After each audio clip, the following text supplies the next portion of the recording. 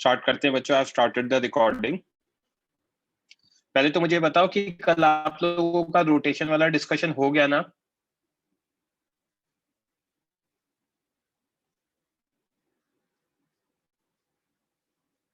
कोई भी एक बच्चा? Yes sir. कल एक्सरसाइज 5 डिस्कस हुई थी, राइट? डाउट्स क्लियर हो गए ना सारे आपके?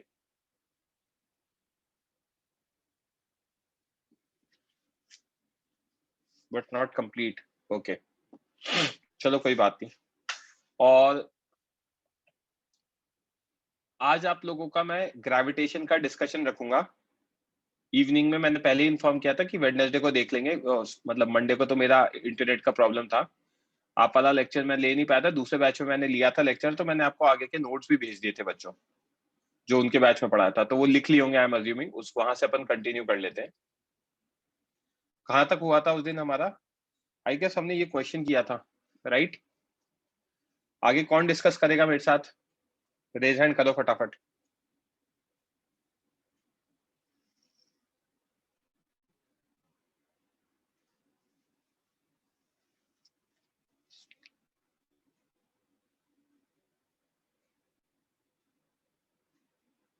हाँ Aditya. Yes sir. And Pankti mike on कर लो। Yes, sir. हाँ, कितने क्वेश्चन डिस्कस हुए थे कल? कहाँ तक हुआ था exercise 5? I guess 20th, 18th sum तक हुआ था। 18 तक हुआ था, ठीक है। हाँ सही। और आज इवनिंग में तो कोई डाउट लेक्चर वगैरह नहीं है ना? नहीं, not yet. आज इवनिंग में कोई डाउट लेक्चर वगैरह तो नहीं है ना? No. ठीक है, तो मैं रखूंगा। मैं दूसरे वाले बैच से बस पूछ के, क्योंकि उसमें बाहर के बच्चे रहते हैं जलगांव और अकोला के, तो उनसे पूछ के टाइमिंग मैं आपको कंफर्म कर दूंगा। Okay. Okay Yes. फाइन। तो यहाँ तक हम लोगों ने लास्ट लेक्चर में कर लिया था बच्चों।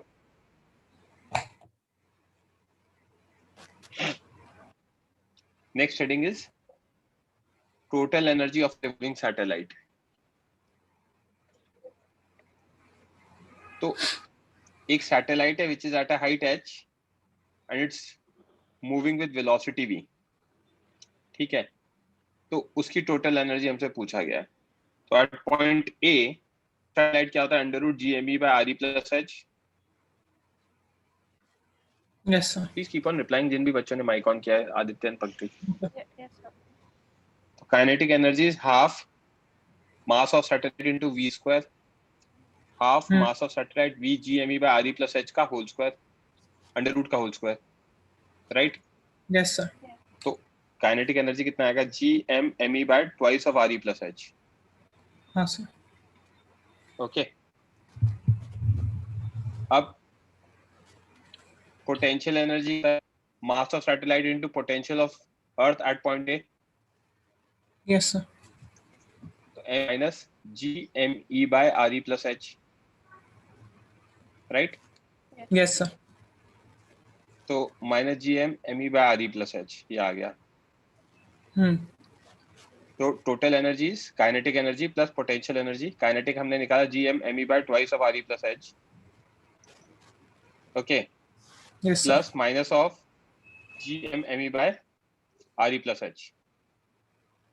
तो ये -1 का फैक्टर है और ये 1/2 का प्लस 1/2 का, तो टोटल आ जाएगा -1/2 G M M E by R E plus H. तो हमें क्या दिख रहा है? पोटेंशियल -1 है, टोटल -1/2 है, और काइनेटिक +1/2 है। तो टोटल और काइनेटिक में तो सेम ही है मैग्नीट्यूड, बस साइन का डिफरेंस है। तो total energy is negative of kinetic energy is potential energy by 2 which is minus gm me by twice of re plus h. Total energy negative आया है, it implies satellite is bounded towards surface of earth, right? Yes sir. Sir अगर if the Okay. satellite goes faster than it needs to stay at a particular height तो फिर करेंगे आज करेंगे। आज बताऊंगा कॉन्सेप्ट एपीलियन और पेरिहिलियन का कॉन्सेप्ट बताऊंगा। नोट्स में अभी वहां तक नहीं पढ़ा था लास्ट लेक्चर में, वही टॉपिक पढ़ाऊंगा आज, उसके आगे फिर क्वेश्चंस करेंगे। Okay, yes sir. Next is Kepler's law of planetary motion. तो Kepler's first law क्या कहता है? It states that planets revolve around the sun in elliptical orbits with sun situated at one of the foci.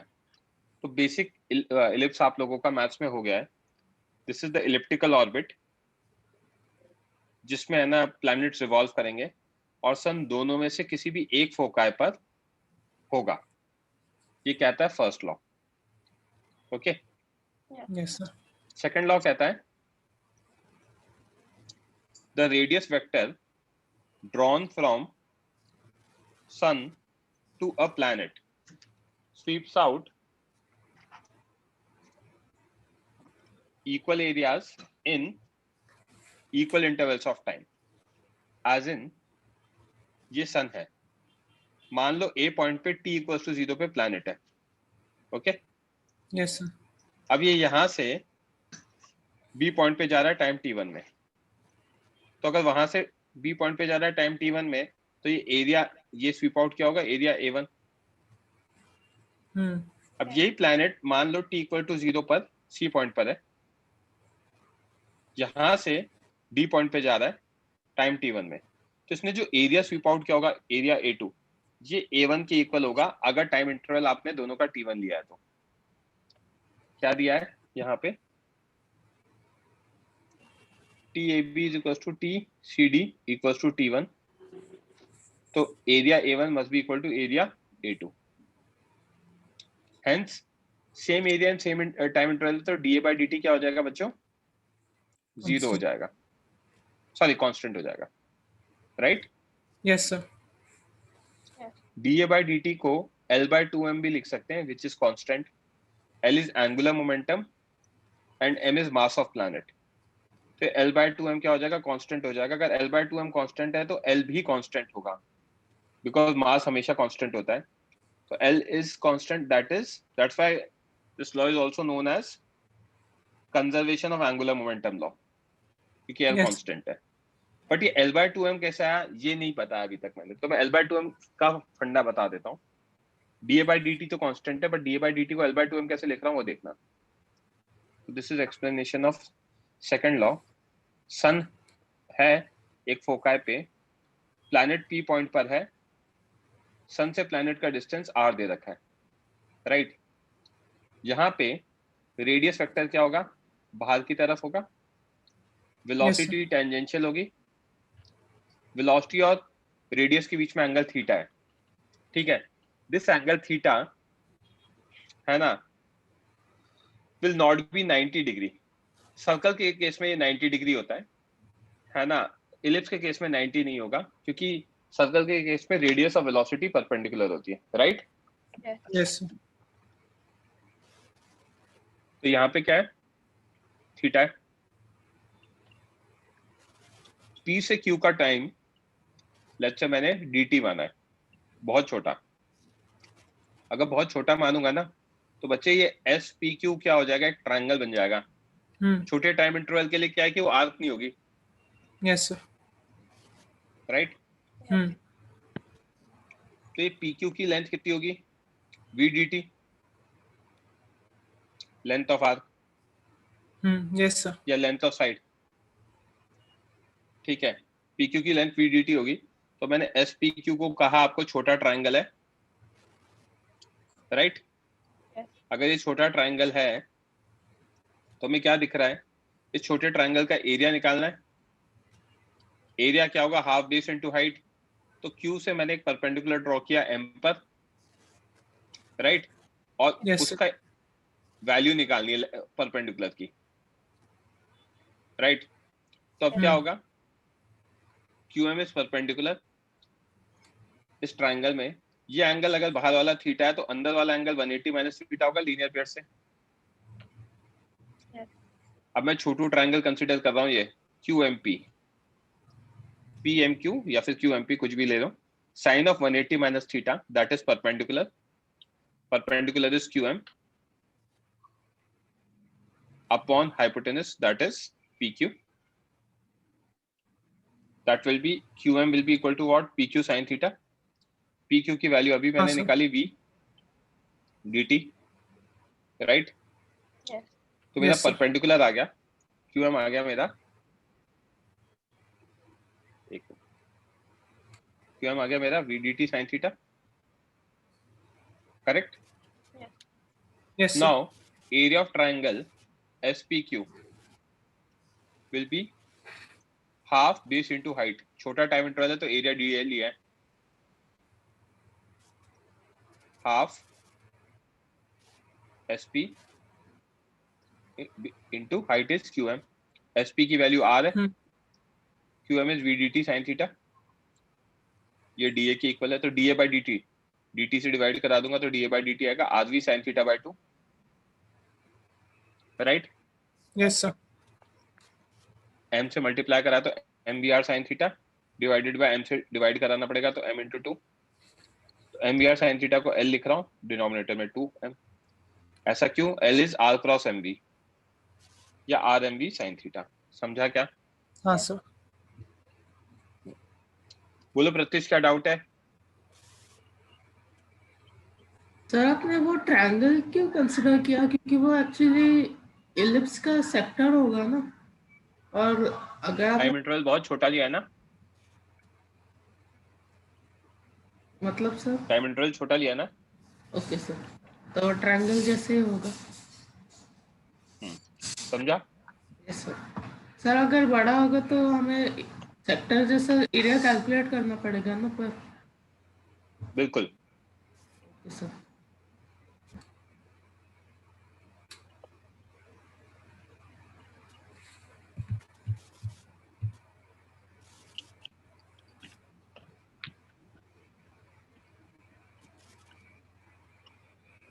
पंक्ति Aditya clear है यहाँ तक? हाँ sir.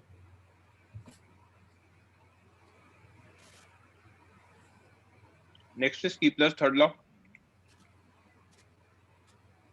It states that square of time period of revolution is directly proportional to cube of semi-major axis. Square of time period किसके proportional है? Cube of semi-major axis. तो मैं थोड़ा सा आपको आइडिया दे देता हूँ, मतलब वैसे तो इलिप्स पढ़ लिया तो आपको पता ही होगा मेजर माइनर क्या होता है. ये इलिप्स है, इसमें दो रेडियस है, y एक्सिस के रेडियस को b से डिनोट किया, x एक्सिस के रेडियस को a से डिनोट किया. General equation x square by a square where radius on x axis is a plus y square by b square where radius on y axis is b is equal to 1. Okay. अगर rx greater than ry है तो x axis is major axis and y axis is minor axis. अगर rx less than ry है तो y axis is major axis and x axis is minor axis. Okay. Yes, sir. तो हमारे according क्या है, T square proportional to A cube हो जाएगा अगर A is greater than B है. ठीक है, ये है Newton sorry Kepler's third law. हाँ सर. राइट. इसका एक्सप्लेनेशन क्या है? देखो, जैसे अर्थ रिवॉल्व करता है सन के about, that is planets revolve करते हैं सन के अबाउट, सेम वे में मून रिवॉल्व करता है अर्थ के अबाउट.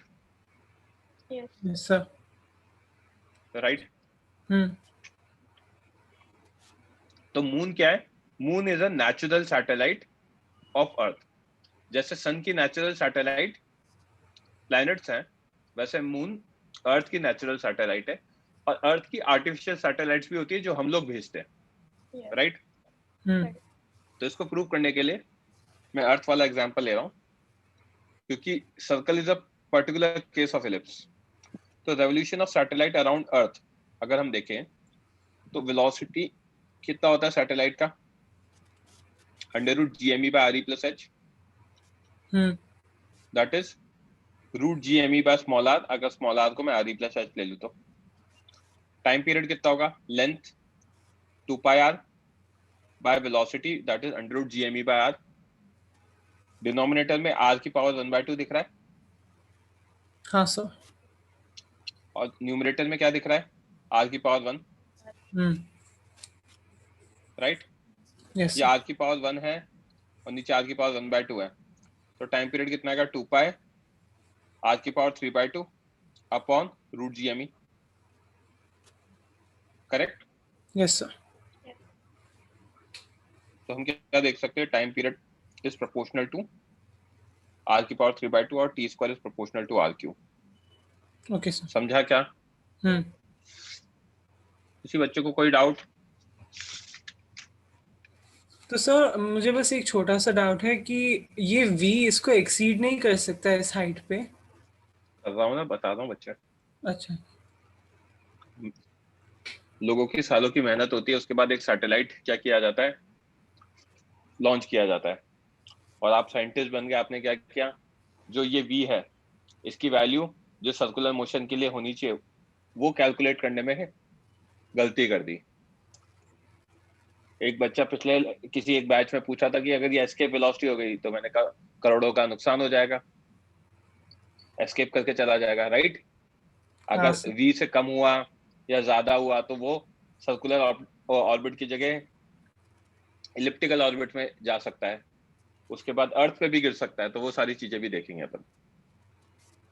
हाँ जाना, बोलो। तो थर्ड लॉ को हम एलिप्स के लिए डिराइव कर सकते हैं। किस चीज को? हाँ हाँ, इलिप्स के लिए ही होता है। थर्ड लॉ हाँ हाँ, थर्ड लॉ कह रहे हो ना? डेरिवेशन अपने सर्कुलर मोशन के लिए डिराइव कर। समझा नहीं बच्चे, आपके वॉइस आपने ब्रेक हो रही है यार। सर्कुलर हेलो, हेलो सर्कल के लिए बताना इजी है ना यार, मतलब मुझे मैथ्स में नहीं जाना है तो सेम चीज आप इलिप्स के लिए डिराइव कर सकते हो। आपको चाहिए तो मैं टेक्स्ट भेज दूंगा, ये डीसी पांडे वगैरह में मिल जाएगा। जैसा मैंने आपको पहले भी कहा था, काफी अच्छा दे रखा है डीसी पांडे में, तो वहां पे देख लेना आप। ओके,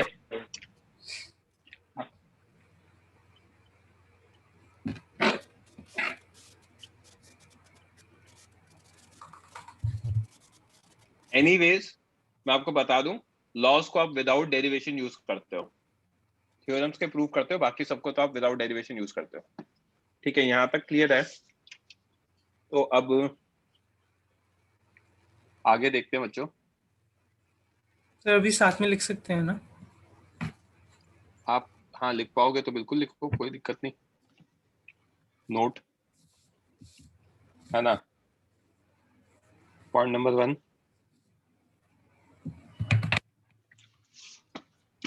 जियो स्टेशनरी सैटेलाइट। इसके बारे में हमने कभी डिस्कस किया था क्या? हाँ sir.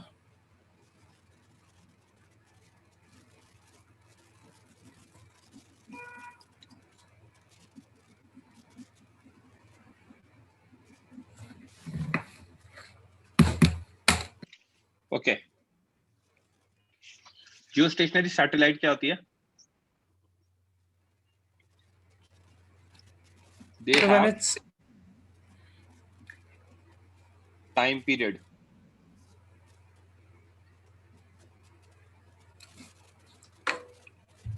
equal to 24 hours.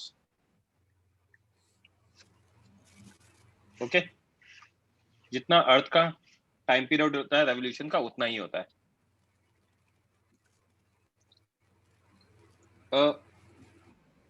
Geostationary satellite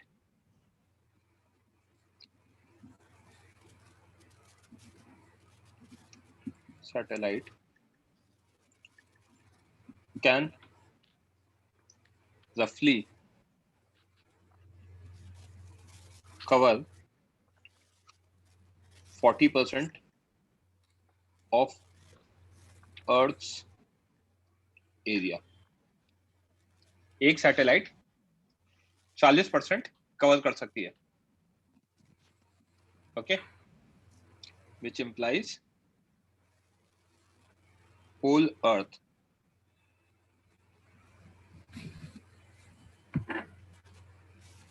can be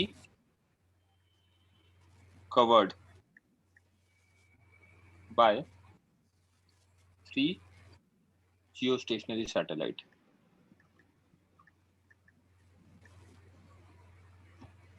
okay,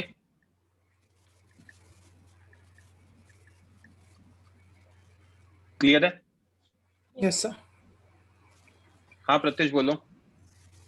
The cover 40% of Earth surface मतलब exactly क्या cover? मतलब वो एक सैटेलाइट क्या करता है? ऑब्जर्व कर सकते सैटेलाइट क्या करता है? कवरेज प्रोवाइड करता है किसी तरह का भी signal, okay sir right? 40% of earth तो सरफेस अगर किसी टाइप का सिग्नल, पर वहाँ पे होगा हम्म, जहाँ पे वो फेस कर रहे हो वहाँ पे जो 40% अर्थ का सरफेस है वहाँ पे कवरेज मिलेगा। हाँ, तो बेसिकली अगर ये अर्थ है, यहाँ सैटेलाइट है, तो ये सैटेलाइट ऐसे जो कवर करेगा वो 40% एरिया होगा। Okay, okay sir, thank you sir. किसी बच्चे को Pratyush lower your hand please. Okay, किसी बच्चे को कोई और doubt?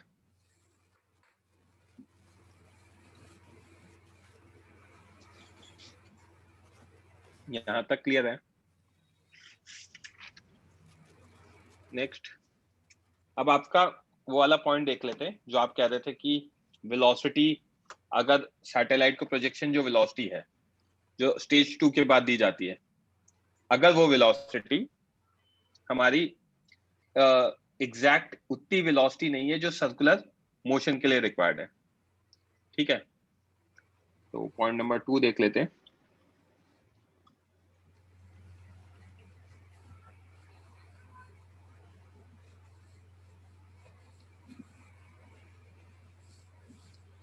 trajectory of a body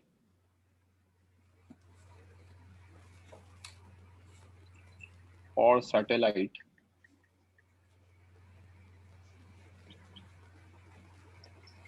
from a point A at a height h above the surface of Earth with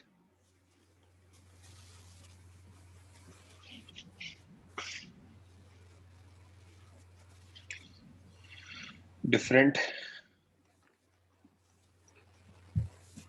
initial velocities.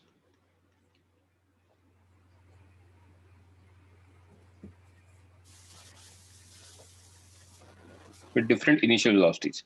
अलग अलग इनिशियल वेलोसिटी के लिए हम है ना ये देखेंगे। ओके, तो सबसे पहले तो अपन अर्थ बना देते हैं।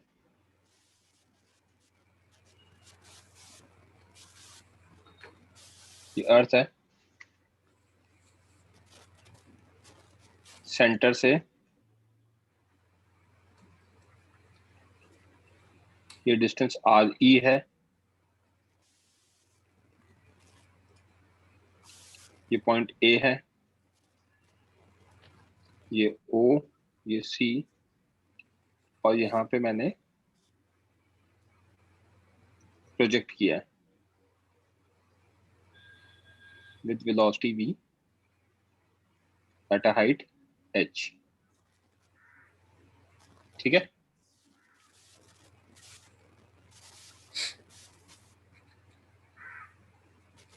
Okay, yes sir. है ना? तो अब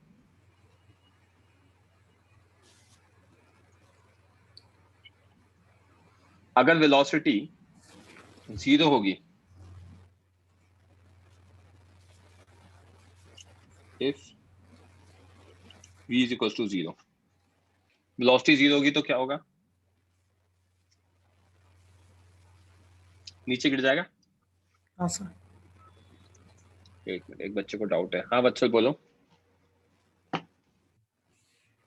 सर अरे अच्छा मिल गया मुझे, ये पेज का एक वो लिखना है। लिख तो बाद में लेना है यार। ओके सर, ठीक है।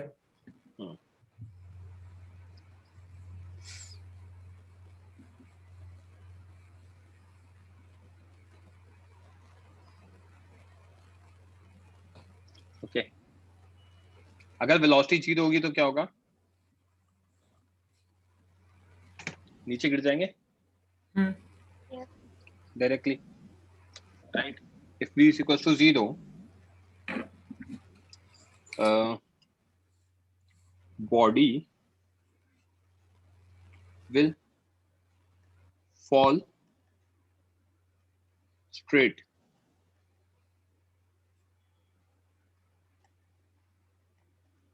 to point B. ठीक है? Yes sir. ओके अब है ना, यहाँ पे एक चीज मैं डिफाइन कर देता हूं। Let VO P equals to under root GME by RE plus H। VO क्या डिनोट करता है वो बता देता हूं। This is orbital velocity.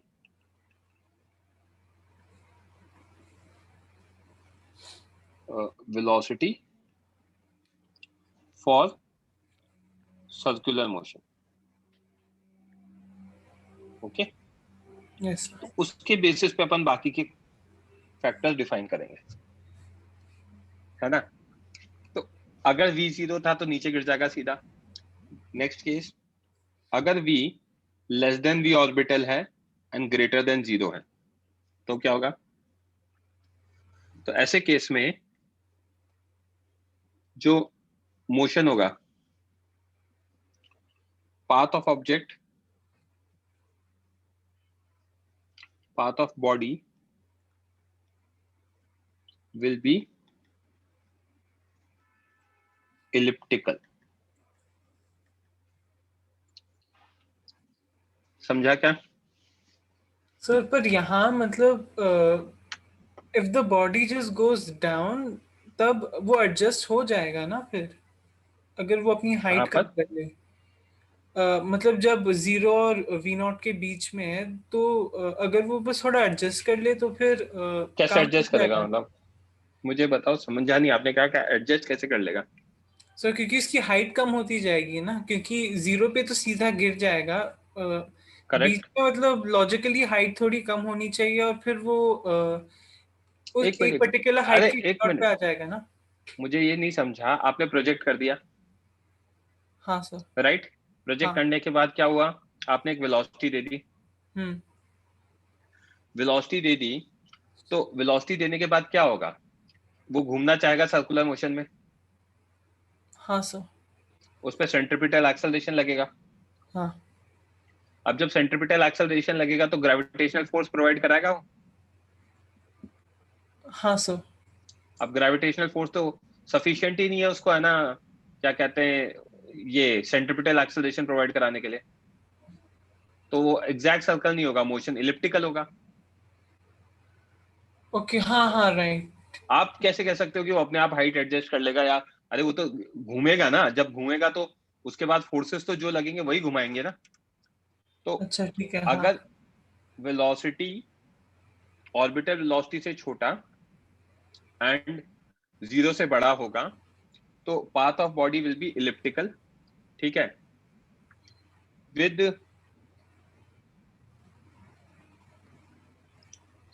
या इलिप्टिकल की जगह इलिप्स लिख देता हूं। With OS centre will be ellipse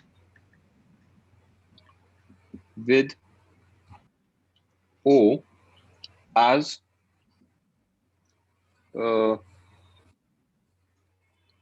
focus। Ellipse है तो, है ना, कोई पॉइंट फोकस होगा। फोकस कौन सा होगा? O पॉइंट होगा। With O with center of earth O with center of earth O as focus।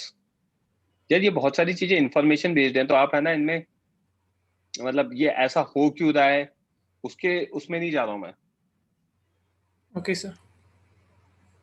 Sir मतलब एक पॉइंट पे सर ये अर्थ के सरफेस पे कांटेक्ट मतलब फॉल नहीं करेगा ये अगर बता रहा हूँ ना रुको, तो velocity अरे नहीं मिल पूरा रही। तो पढ़ाने दो डूड, अच्छा पूरा सॉरी पढ़ाने दो, मैं तो बस लिखा ही है। हाँ जैनब बोलो। सर बी केस में स्पाइरल मोशन परफॉर्म कर सकता है। क्या? बी केस में स्पाइरल मोशन तो स्पाइरल जब होगा, मोशन। हाँ हाँ बोलो, सॉरी हाँ सर, आपकी वॉइस ब्रेक हो रही है जैनब, सॉरी। हाँ सर, मतलब वही डाउट थी, बी केस में स्पाइरल मोशन नहीं परफॉर्म कर सकता।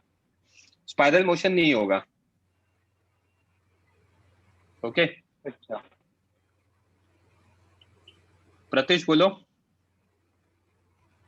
सर पर इन रियल लाइफ सैटेलाइट्स के भी स्ट्रेट अप नहीं उड़ते, वो सर्कल ऑर्बिटल लेते छोटा सा, और मतलब पहले तो एंगल से लॉन्च होता है और वो अर्थ को ऑर्बिट करते करते सेंट्रीफ्यूगल फोर्स के वजह से बाहर हो जाते हैं, स्ट्रेट अप कभी नहीं जाते।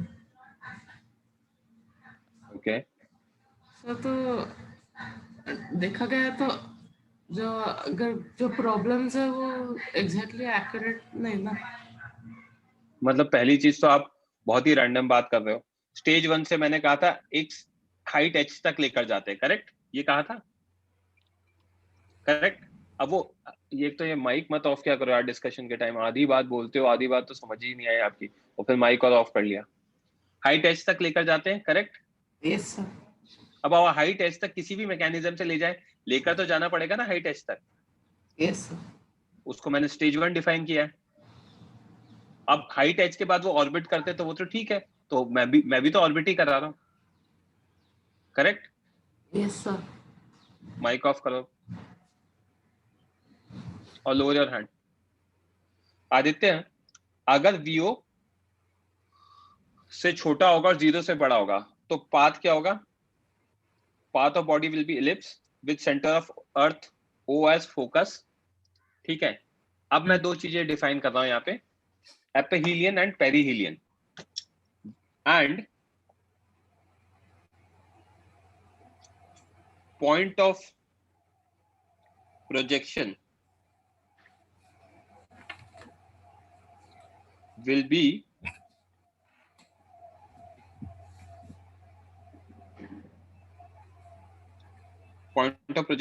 एपिहीलियन। एपिहीलियन क्या होता है वो मैं बता दूंगा अभी आप लोगों को। Point of projection will be aphelion, okay.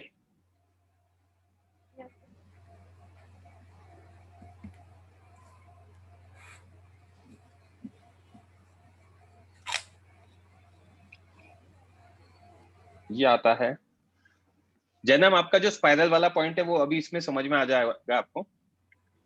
एपिहीलियन और पेरिहीलियन क्या होते हैं बच्चे? जो पॉइंट फारदेस्ट होता है मतलब सेंटर से, उस पॉइंट को कहते हैं एपिहीलियन, और जो पॉइंट क्लोजेस्ट होता है उसे हम कहते हैं पेरिहीलियन, ओके। तो यहां लिख देता हूं अलग से, बी था ना,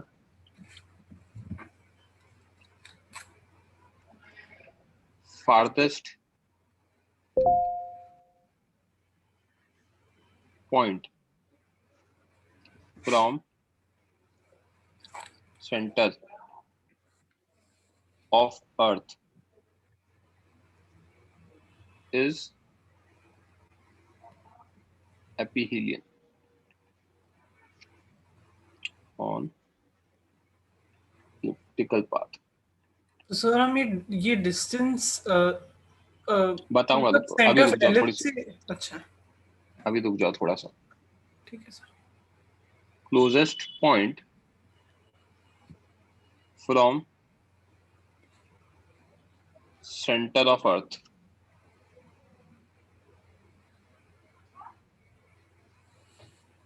is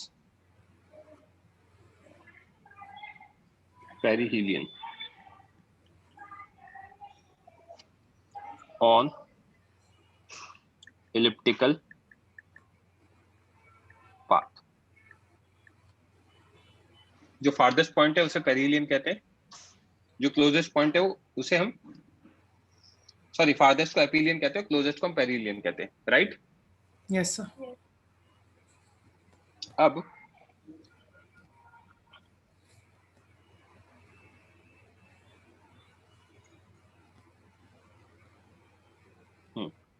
तो अर्थ का सेंटर ये O है,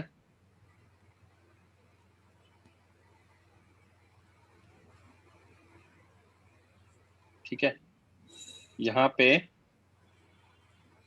O है। हमने जब प्रोजेक्ट किया पॉइंट A पर,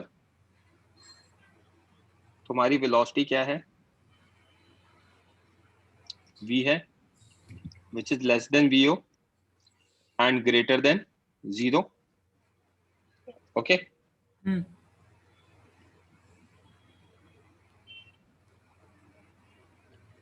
ये पॉइंट हो जाएगा हमारा एपिहीलियन।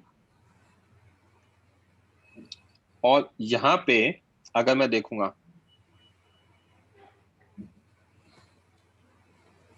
ये पॉइंट बी है, तो ये पॉइंट हो जाएगा मेरा पेरिहीलियन। समझा क्या? हाँ सर। इस मोशन में घूमेगा वो, सॉरी इस पाथ में घूमेगा, elliptical path. This is all in point B. Okay, अब पॉइंट बी में क्या होता है, जब ये इलिप्टिकल पाथ में घूम रहा है और लेट्स से वो घूमते घूमते पॉइंट बी जो पेरिहीलियन है वो अर्थ के एटमॉस्फेयर के अंदर है। अगर point B, I repeat, earth के एटमॉस्फेयर के अंदर है, तो while passing through point B वो अर्थ के एटमॉस्फेयर के अंदर आ ही चुका होगा। हाँ सर। अगर अर्थ के एटमॉस्फेयर के अंदर आ चुका होगा तो वो क्या करेगा, अर्थ के एटमॉस्फेयर में आते ही सैटेलाइट स्पाइरल डाउन करके अर्थ के सरफेस पे गिर जाएगा। तो जो भी सैटेलाइट्स होती हैं वो अर्थ के एटमॉस्फेयर के बाहर रिवॉल्व करती है, ठीक है। तो इस केस में ये जो greater than 0 less than VO है ना, इसमें एक पर्टिकुलर वेलोसिटी होती है, क्योंकि उसको हम इसलिए नहीं डिफाइन कर सकते क्योंकि हर की हाइट अलग अलग होती है सैटेलाइट की, वो हाइट पे डिपेंड करेगा, राइट। तो यहाँ पे हम एक चीज देखते हैं, if for V less than VO greater than 0 है ना, V इज, या फिर इसकी क्या directly, if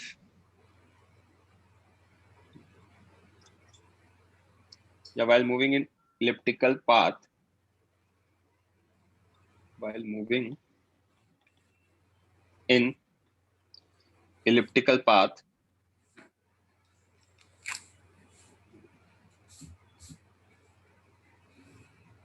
if satellite enters Earth's atmosphere,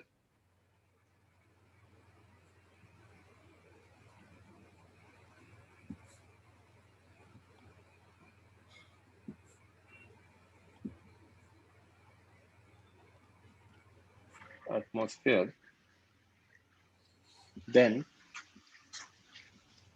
it will spiral down towards Earth. Okay Yes. Yes sir. तो इसमें क्या प्रोबेबिलिटी है, मतलब अगर पेरिहीलियन पे अर्थ का एटमॉस्फेयर है तो डेफिनेटली वो स्पाइरल डाउन करने ही वाला है, राइट। अगर पेरिहीलियन एटमॉस्फेयर के बाहर है तो वो डेफिनेटली नहीं करेगा। पेरिहीलियन अंदर है तो डेफिनेटली करेगा, पेरिहीलियन बाहर है तो डेफिनेटली नहीं करेगा। बट अगर एक चीज है कि पेरिहीलियन अंदर है तो जरूरी नहीं है पेरिहीलियन पे करे, तब वो यहाँ पे भी कर सकता है, राइट, बट वो करेगा जरूर।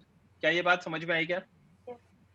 सर पर अगर पेरिहीलियन पे नहीं है then it's not going ever going to be closer than the perihelion ना, तो अरे पेरिहीलियन पे, अगर पेरिहीलियन अर्थ के एटमॉस्फेयर के अंदर नहीं है तो क्लोजेस्ट पॉइंट अगर अर्थ के एटमॉस्फेयर में नहीं है तो कोई भी पॉइंट नहीं होगा।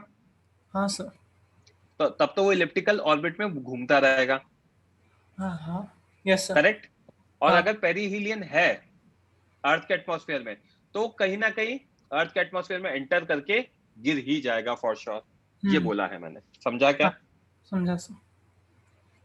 किसी बच्चे को कोई डाउट? जैनम क्लियर हो गया आपका वाला जो पॉइंट था? जस्ट चैट बॉक्स में यस और नो लिख देना। ओके,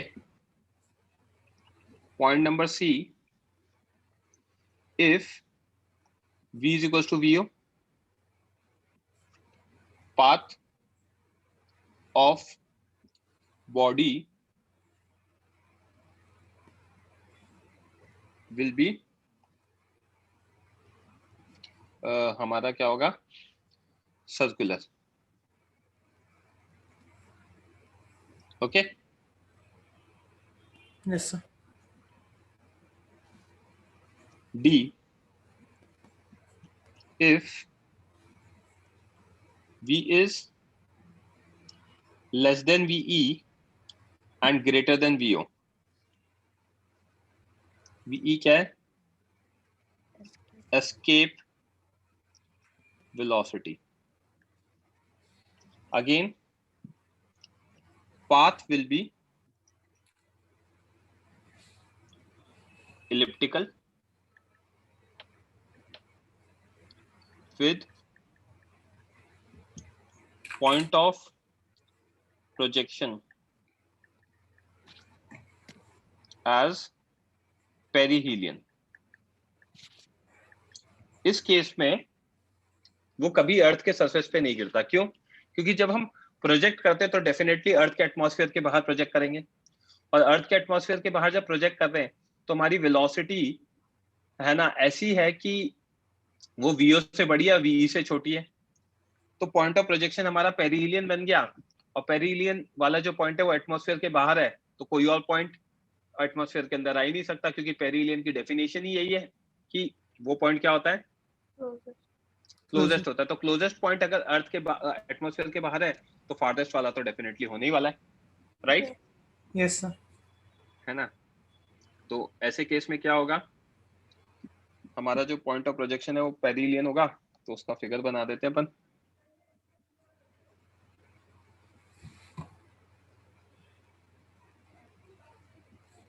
ये पॉइंट ए है, V less than V escape greater than VO। उस केस में ये अर्थ हो जाएगा, ये सेंटर O होगा, ये बन जाएगा आपका पेरीहिलियन, और यहाँ पे B पॉइंट आएगा आपका एपिहीलियन। समझा क्या? Yes sir. Okay, so this was point number D. Point number E, if V is equals to VE, escape velocity।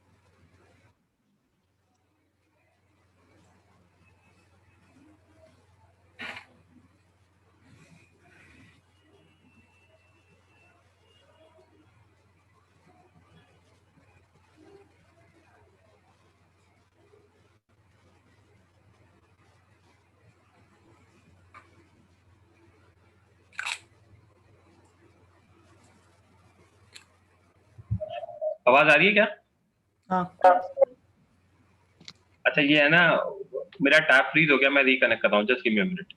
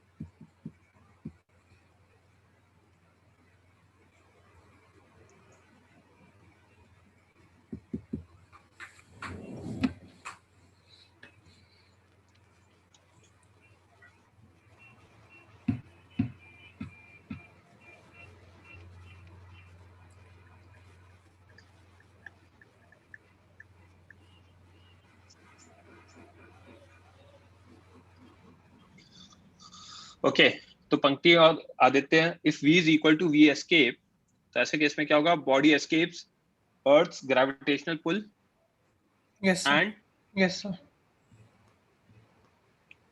move in parabolic path. तो अर्थ के अट्रैक्शन को छोड़ के पैराबोलिक पाथ में मूव करके बाहर निकल जाएगा, ठीक है? Yes. Yes. और last case, if v is greater than v escape, again body will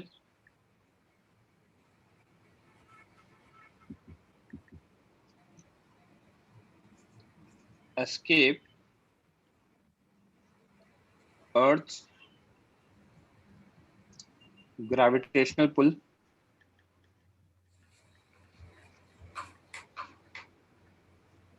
and move in hyperbolic path. Last के दोनों केस में हम सैटेलाइट को लूज कर देंगे, ओके? सेकंड केस में, फर्स्ट केस में गिर जाएगी, सेकंड में गिर सकती है या नहीं भी गिरे, थर्ड केस में हम लूज नहीं करेंगे, फोर्थ में लूज नहीं करेंगे, और फिफ्थ सिक्स में डेफिनेटली लूज करके वो बाहर चली जाएगी। समझा क्या? Yes, sir. Yes, sir. ठीक है।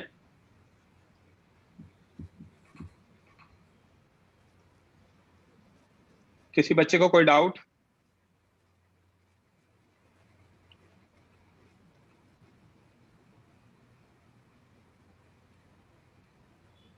ओके तो यहाँ पे, हाँ मोहम्मद अदलान बोलो बच्चे। Sir, you can visualize ENF point. You can visualize मतलब Means diagrammatic representation. बच्चे डायग्रामेटिक रिप्रेजेंटेशन क्या करोगे? अर्थ से हाइपरबोला बना के बाहर निकाल दो Yes, sir. और पैराबोला बना के बाहर निकाल दो, उस तरह का मोशन है। Okay. यहाँ पे देखोगे, यहाँ से ये निकलेगा तो ऐसा करके निकल जाएगा। Yes, sir. पैराबोला में क्या होगा? यहाँ से ऐसा करके निकल जाएगा। Yes, sir. Okay. Yes, sir. समझा. Thank you. ठीक है, तो यहाँ पे आदित्य थ्योरी वाइज कंप्लीट हो गया चैप्टर, ठीक है? बट मैं ना अब इसमें कुछ क्वेश्चंस कराऊंगा, अच्छे क्वेश्चंस जो है ना आपके अलग अलग जो भी हमने पढ़ा है उनके बेसिस पे होंगे, टॉपिक्स के बेसिस पे, और वो सारे अच्छे क्वेश्चंस है, तो that is part of our notes only. तो अपन वो स्टार्ट करते हैं। किसी बच्चे को कोई डाउट? फाइन, क्योंकि स्टार्स वाली प्रॉब्लम है, मतलब किसी एग्जाम में कभी पूछ लिया तो वो मैं बता दूंगा, बाइनरी स्टार और वो सारी चीजें, तो वो मैं क्वेश्चंस के थ्रू ही समझाने वाला हूँ। यस 497 आयुष बोलो। हाँ बच्चे, you are not audible to मी।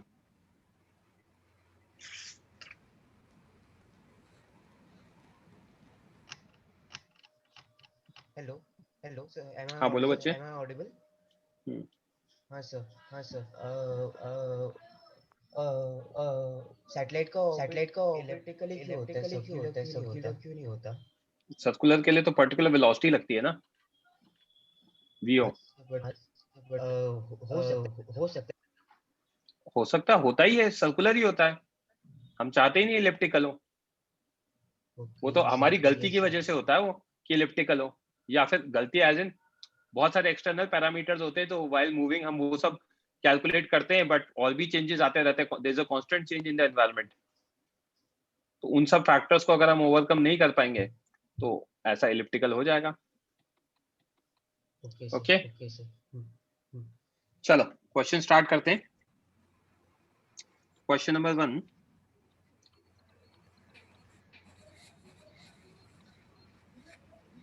एक ये अर्थ के सरफेस पे हमने एक टनल डिग कर रखा है सेंटर तक।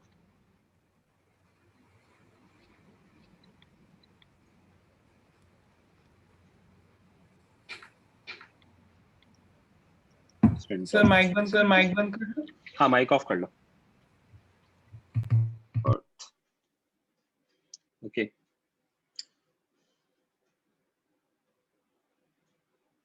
या अर्थ नहीं लेते इसको, कोई भी एक सॉलिड स्फीयर ले लेते हैं।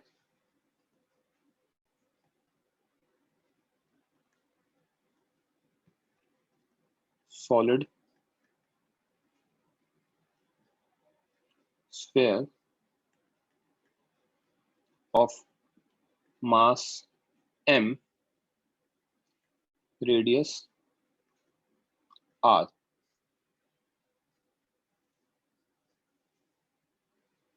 smooth tunnel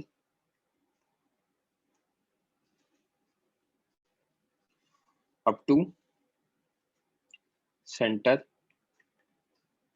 C। ठीक है,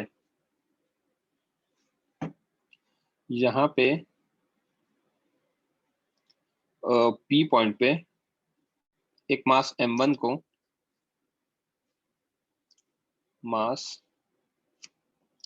m1 is much smaller than m, is released from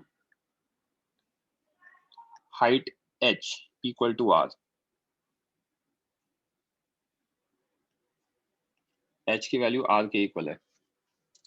ठीक है, ये हमसे पूछा गया है, मतलब ये दे रखा है हमें, मास m is released from height h equal to r, ये सारी चीजें देखिए। Find velocity of m1 at point C। ये क्वेश्चन है, करो सॉल्व। ओके, ये m1 much smaller than m का फंडा इसलिए है कि अगर अपन ये लेते हैं तो इसके लेने की वजह से क्या होगा, जो सॉलिड स्फीयर है वो मूव नहीं करेगा। अगर मासेस कंपेरेबल होते हैं तो दोनों मूव करने लग जाएंगे। जैसे कि अर्थ के केस में आपको मैंने बता रखा है कि अगर हमने पेन को छोड़ा तो पेन क्या करता है, नीचे आके गिर जाता है सरफेस पर।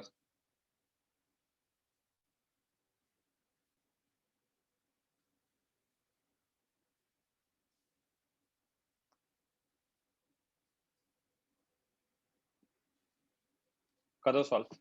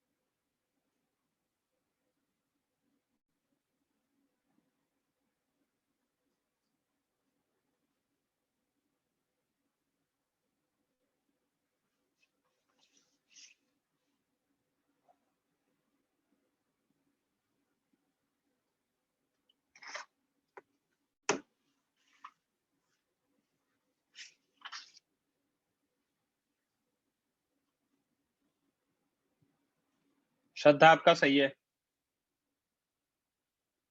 अथर्व गलत है आपका।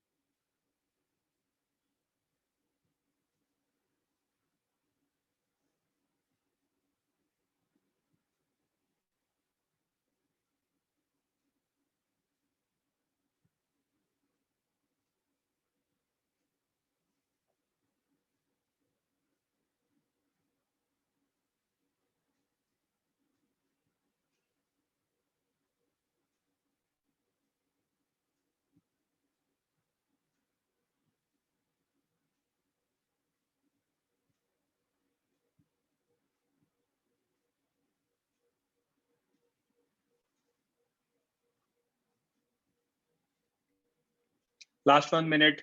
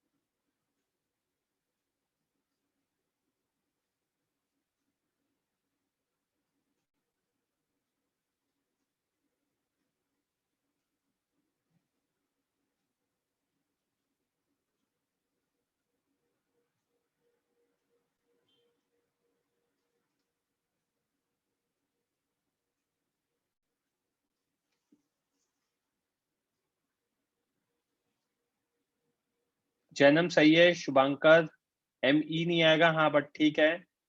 पारस अनन्या सही है।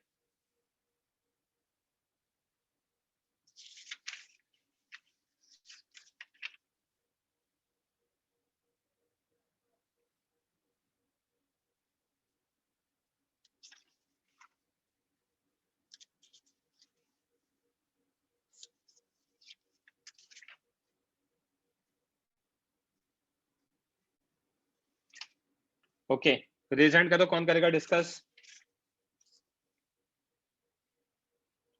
जल्दी रेज हैंड करो बच्चों। हाँ पंक्ति, माइक ऑन करो बच्चे। Yes sir, yes sir.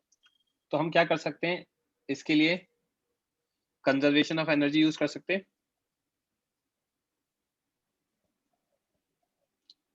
Yes और no? Yes yes. Conservation of energy, conservation of energy में क्या होगा बच्चे? Total energy at P must be equal to total energy at C, kinetic at P plus potential at P, kinetic at C plus potential at C, kinetic at P is 0 minus G M M1 by, directly लिख लो 2R क्योंकि centre से distance 2R है, half M V square, है ना। जहां पे अगर हम पोटेंशियल एट C देखेंगे तो देखते जाना, M into -3G M1 by 2R। ये एक बहुत ही इंपॉर्टेंट पॉइंट है। Potential at the centre of solid sphere, right? क्या है? Potential at the centre of solid sphere, right? Yes yes. तो हम क्या देख सकते हैं? -G M M1 by 2R half M V square minus G M M1 rather 3 by 2R। इसको solve करेंगे तो हमारे कौन कौन से फैक्टर्स कैंसिल हो जाएंगे? M वाला फैक्टर कैंसिल हो जाएगा, 2 वाला फैक्टर कैंसिल हो जाएगा। तो what I can write is V square is equals to 3G M1 by R G M1 by R। Yes yes। So that is 2G, M वाला कैंसिल होगा, M1 होगा, M1 वाला कैंसिल होगा, sorry. तो यहाँ पे मास M1 होना चाहिए, ऑब्जेक्ट का मास M1 दे रखा है, तो यहाँ M1 होना चाहिए। और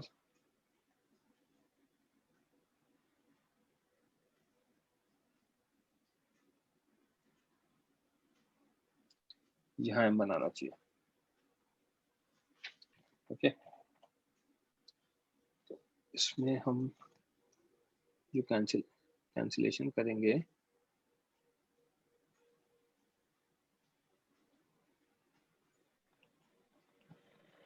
ये m बनाएगा, ये m बनाएगा और ये m बनाएगा। सो m1 वाला फैक्टर कैंसिल करेंगे।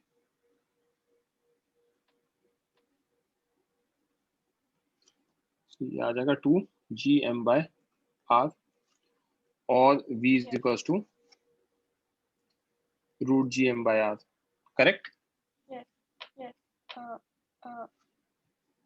हाँ बोलो बच्चे, √2 आएगा। two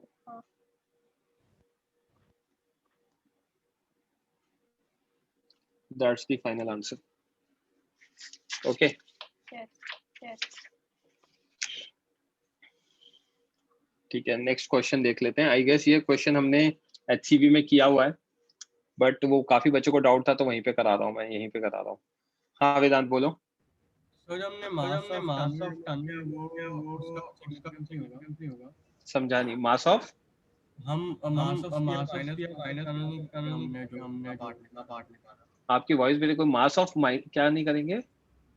जो मास ऑफ टनल है। मेरी आवाज इको हो रही है क्या? हाँ सर लाइक आपकी नहीं हो रही, लाइक मेरी हो रही। अच्छा हाँ ये बोलो। सर आपकी आवाज एको नहीं हो रही, बाकी सबकी हो रही है एक्चुअली। ओके वेदांत, टनल का मास हटा के सॉलिड स्फीयर का मास m दे रखा है, ठीक है? अच्छा आयुष बोलो। सर आपने सेंटर का जो पोटेंशियल है उसमें आपने कैसे कैलकुलेट किया है? पहले पढ़ा रखा है, आप नोट्स में देख लेना। सॉलिड स्फीयर के सेंटर पे -3gm/2r आता है। अच्छा ओके है ना? जल्दी से नेक्स्ट क्वेश्चन देखते हैं। यहाँ पे दो ऑब्जेक्ट्स दे रखे हैं,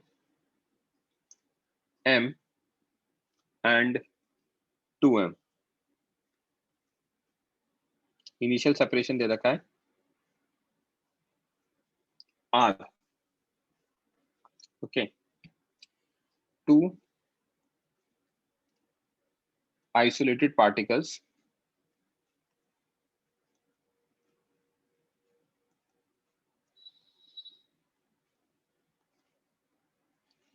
are released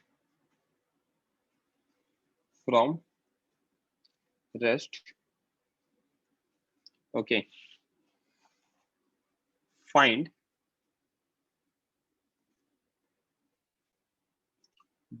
their velocities when separation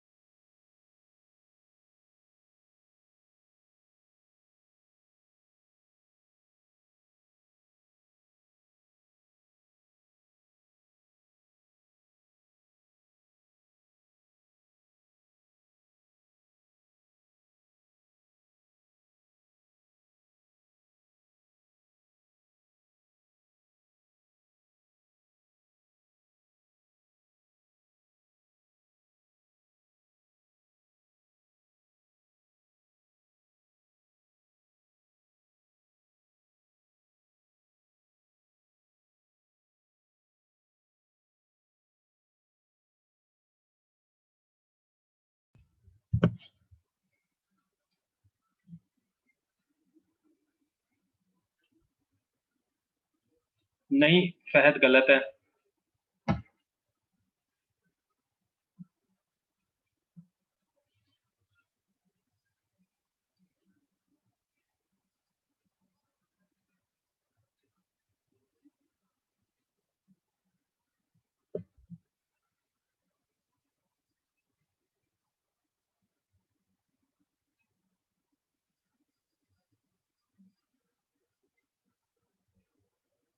Jainam सही है।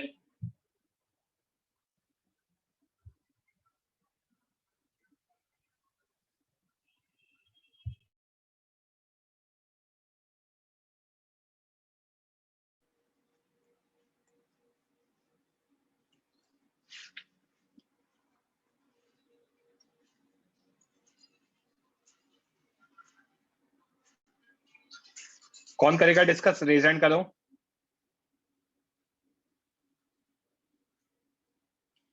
जल्दी रेज हैंड करो।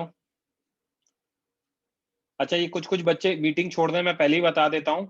आज आपके बैच में मैंने लिखा है, दूसरे बैच में मैं कुछ और क्वेश्चंस कराऊंगा, वो करके रखना। और इवनिंग के डाउट लेक्चर के लिए प्रिपेयर्ड रहना। हाल में गलत है। मोहम्मद माइक ऑन करो। Yes sir, yes sir.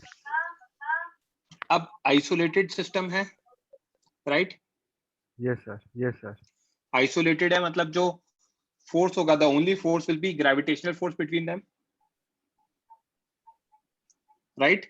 Yes, right right sir. Isolated system में अगर ग्रेविटेशनल फोर्स ही है तो ग्रेविटेशनल फोर्स तो क्या होगा? इंटरनल बन जाएगा दोनों के लिए। Yes sir, yes sir. अगर इंटरनल बन गया तो मैं क्या कर सकता हूँ? एक्सटर्नल फोर्स 0 है तो मोमेंटम कंजर्व हो जाएगा। हाँ सर, हाँ सर। ठीक है नील, आज के डाउट लेक्चर में जो भी ग्रेविटेशन का होमवर्क दिया हुआ है वो सब डिस्कस होगा। Only force between them is gravitational force, right? Right sir, right sir. Which is internal force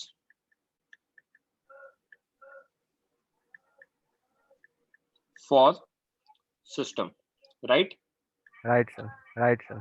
This implies F external is equal to 0 or P system is equals to constant,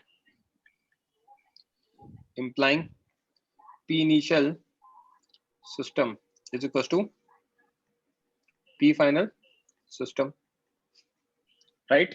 Right sir, right sir. P initial कितना है? 0. P final कितना होगा? है ना, मैं मान लेता हूं कि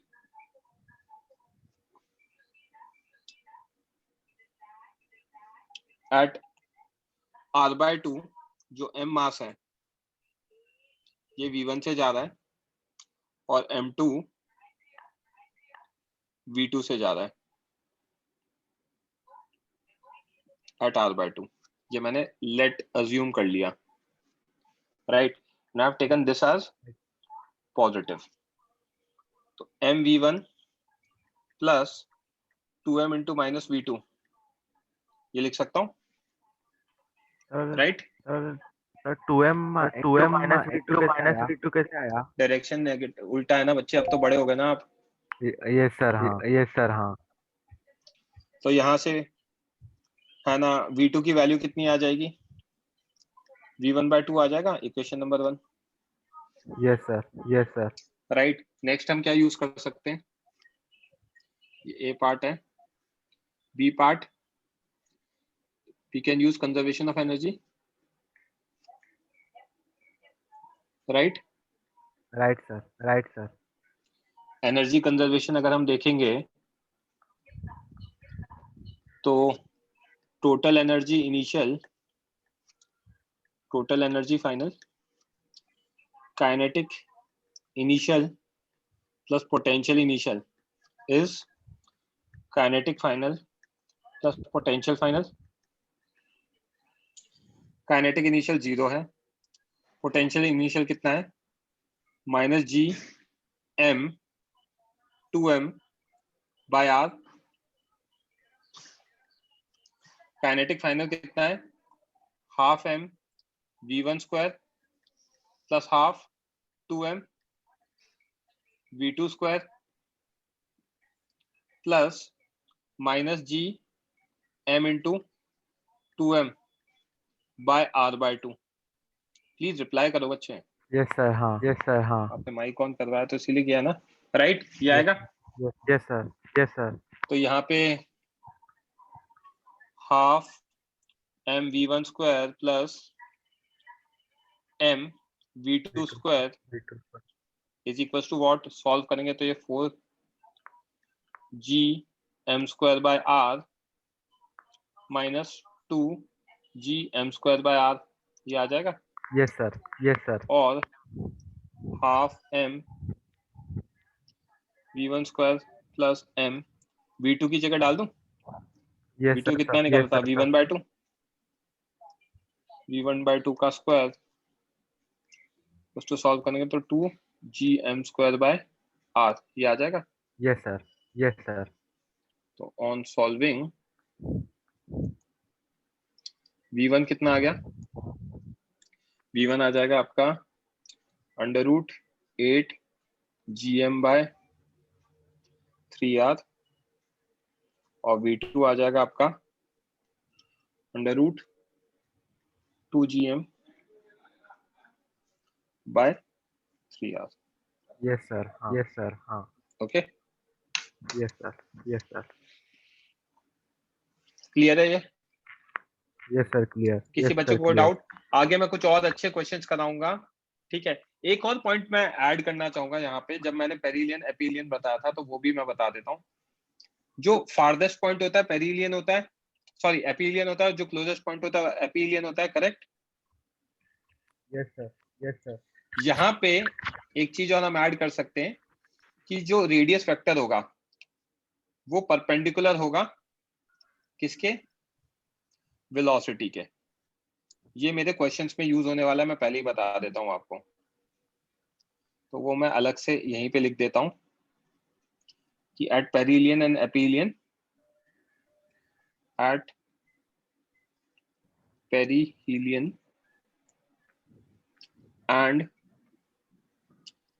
एपिहिलियन रेडियस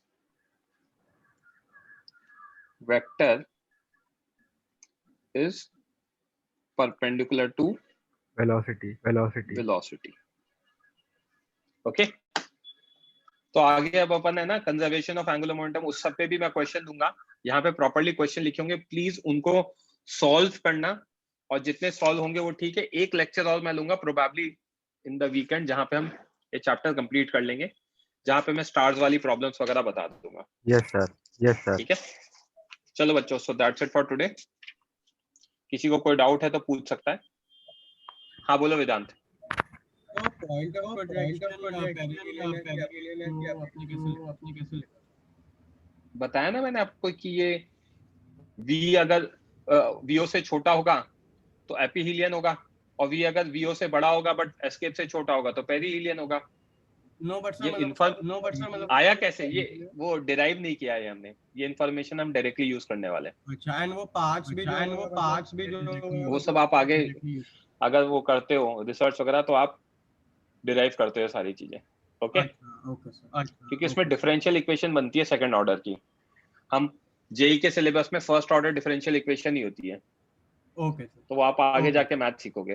फहद बोलो इंजीनियरिंग में। फहद आपकी आवाज।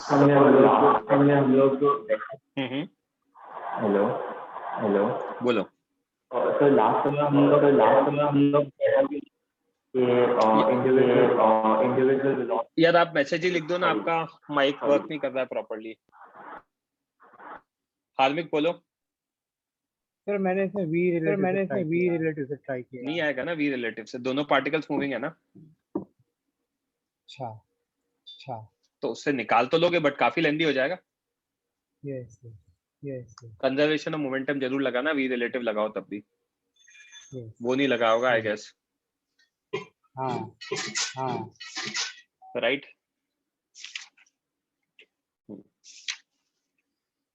आप लोगों के पास by any chance DC Pandey है क्या?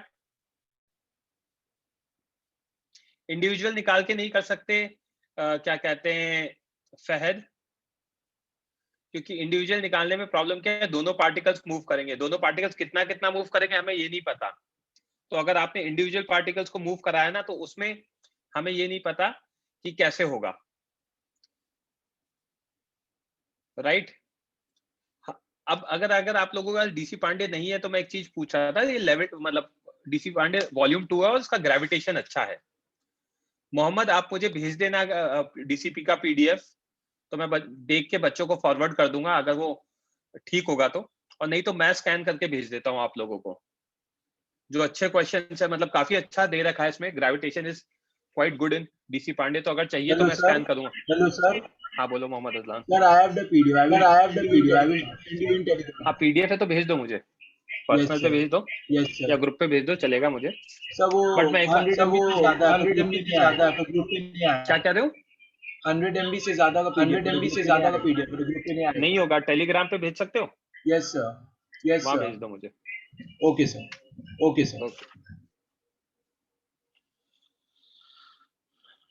चलो बच्चों, that's it for today. Okay bye.